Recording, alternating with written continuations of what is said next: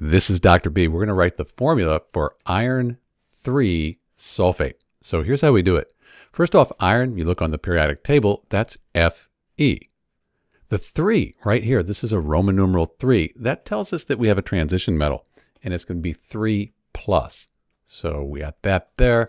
And then sulfate, when you see sulfate, that Ate, that means it's not going to be on the periodic table. And this is going to be a polyatomic ion.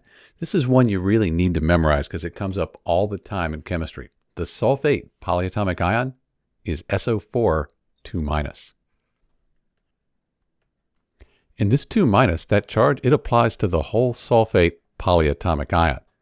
So now when we're writing the formulas for these compounds, we need these charges here to balance out. And a really quick way to do it is called the criss-cross method. Let's take the 3, move it over here, the 2 here, get rid of this. And now, since we have this whole sulfate ion here, let's put parentheses around it like that so the 3 applies to the whole thing. And that's it. That's the formula for iron 3 sulfate, Fe2SO4 3. If you want to check the charges, remember this was 3 plus. 2 times 3 plus, that gives us 6 plus over here. And that whole sulfate ion, that was 2-. 3 times 2- is 6-. So that +6, that -6, they balance out.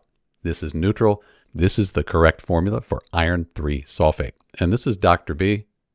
Thanks for watching.